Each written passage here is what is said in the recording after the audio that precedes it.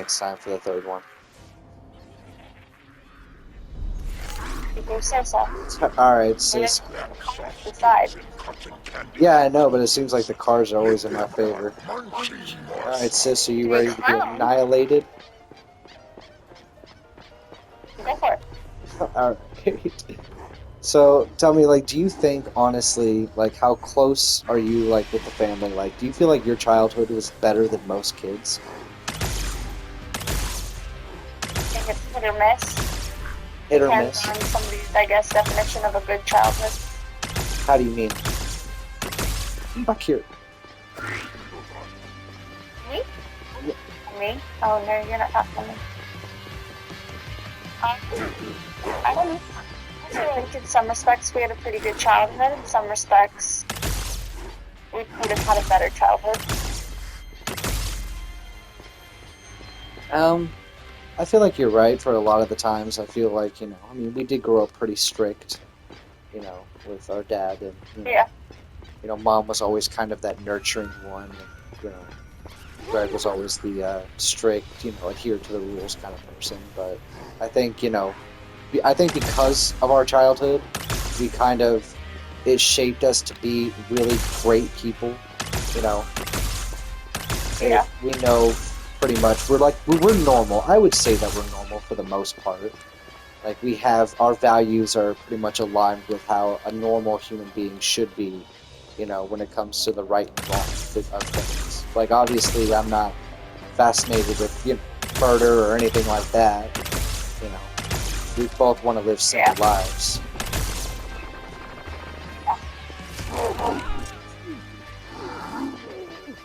But I feel like my childhood was feeling up against. Oh, I feel like our childhood was a lot happier than most kids, in the aspect that, even though we weren't the richest family, that we were still loved and we were taken care of very well. Like, we never went without, if that makes sense. And I know, unfortunately, for a lot of kids, they can't say that. Yeah, we were lucky in that respect, because we never had to worry about basic necessities like some kids.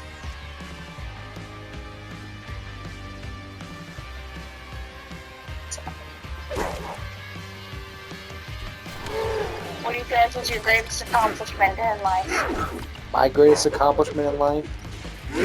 Yes. I think my son, definitely my boy.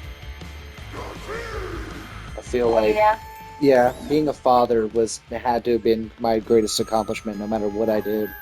I gave life to somebody, and even when I look at it now, I just see so much of myself. Like, I just feel like I'm like raising a little me, and even though he's far away. He is your mini. He is my mini. He picks up a lot of the traits that I have. His attention to detail. When you put a video game in his hand, he hears nothing else in the world. So, yep. And he definitely is good at trying to BS his mom when it comes to doing homework over playing video games. That's my boy. Where are you at right now, B? I am by the Ferris wheel. Hey, me too. Come find me real quick. I got a thing about knocking clowns out. When they knocked you out. Not kill you, just knock you. I'm at the Ferris wheel now. I'm literally standing on the platform of the Ferris wheel. Yeah, there's 2 survivors up here. Yeah, I think I'm behind you the whole time. That's me. Let me knock you out. Okay, go for it. What about you? What's your greatest accomplishment? Motherhood. I mean, as a kid, did it really change your aspect in life? Like, it really changed a lot of your values? I know it did for me. I know for me, I would not, I'm a little bit more careful and cautious, especially around Liam. I'm kind of like an overprotective parent. Especially because I know you had wanted to be a parent, but I never wanted to be a parent. Yeah, I know. Becoming a parent was definitely an eye-opener for me, because it was never anything I thought I was going to have with life.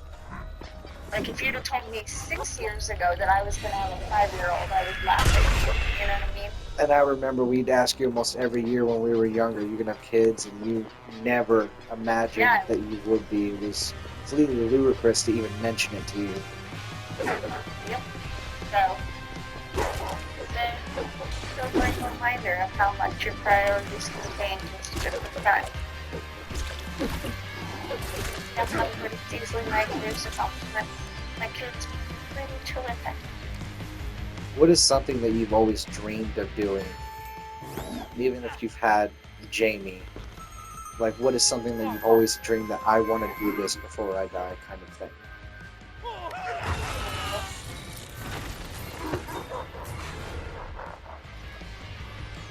I want to rule the world. You want to rule the world? Come on, let's. Well, that's a pretty big accomplishment for somebody who doesn't want to be famous. Something I've always, I don't know, that's me again, that's me again. I know, I wanted to punch you in the face. Go ahead. Okay. If I were to, I don't know, I think, I don't know if I wanted to,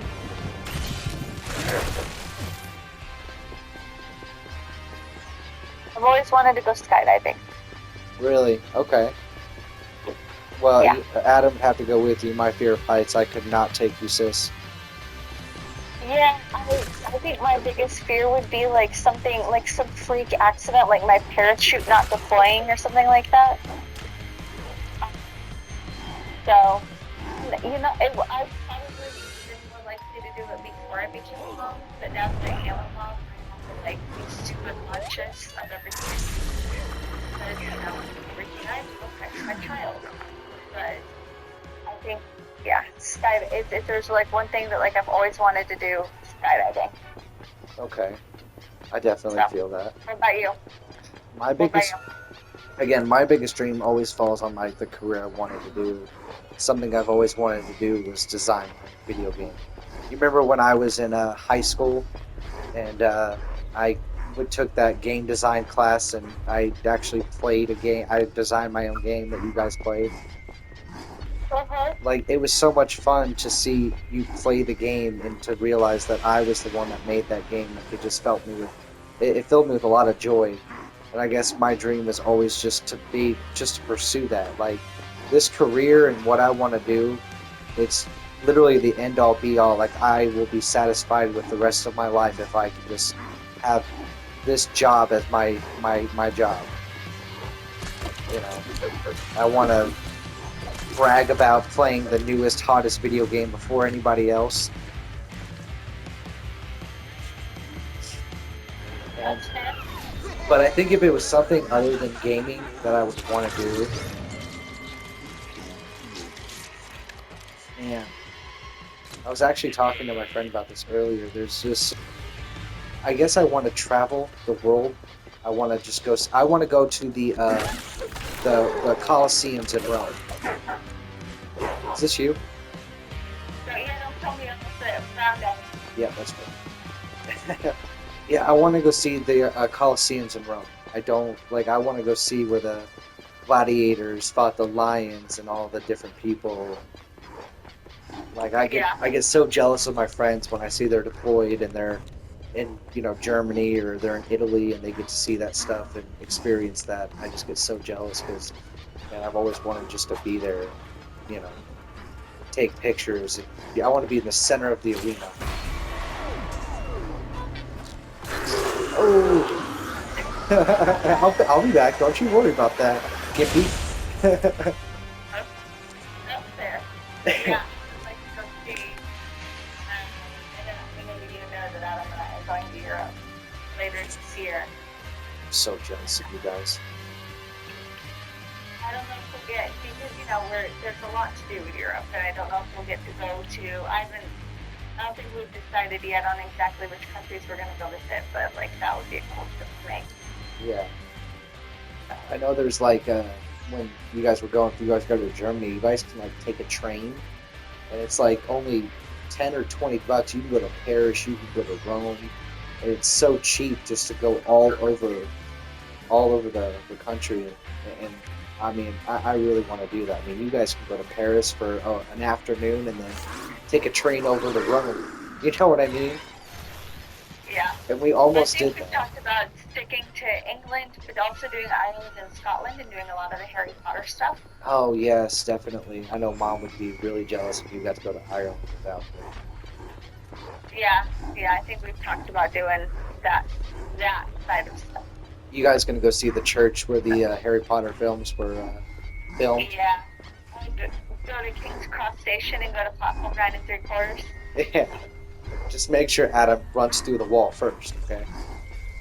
Yeah, you mean make sure he runs into the wall? Is that Yeah. what you're trying to say? If he's listening right now, I want to make sure he understands he can run through the wall, but we just won't tell him until he gets there. I'm sure he is. So, My game is glitched, by the way. where are you at right now? Oh, by the arcade.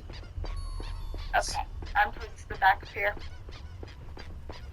One of my, I downed a survivor and it gave me it says you cannot use clownality until one of my perks was fully charged. And I'm like, what? And then they told me I couldn't use a clownality because I was carrying a cocoon. I'm like, I'm not carrying a cocoon now. It's weird. Yeah, there's something weird going on with your game. Not really. I'll find you. Don't worry.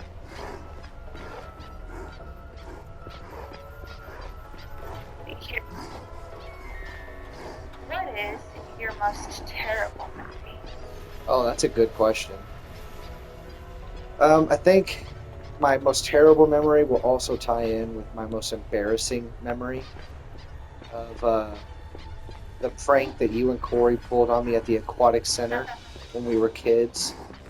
When I went into the bathroom. That one. You did that one all on your own. No. So what happened was I went into the bathroom to go change, and from under the bathroom stall, someone took my bag. I had no clothes, no towel, and I was naked. They took my trunks too, and Corey was laughing Yeah, at but me. that wasn't your brother or Well, somebody else did it, and I had to come ask you for my underwear. I was butt naked in front of the whole school. Oh, looking back, I was laughing, but that had to be my most terrible memory. Like just running out naked in front of everyone. It still taunts me to this day, honestly.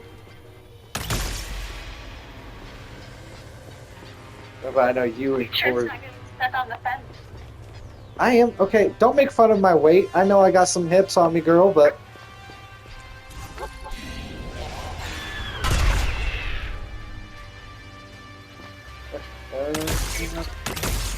Don't kill me. That's me. Shoot you in the face, though. Put him up! I'm powered! If you kill me, the round's over. Oh, I know.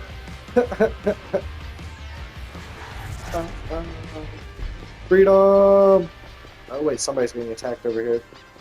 What about you? What is your most terrible memory? Because I don't think I've ever heard your most terrible memory.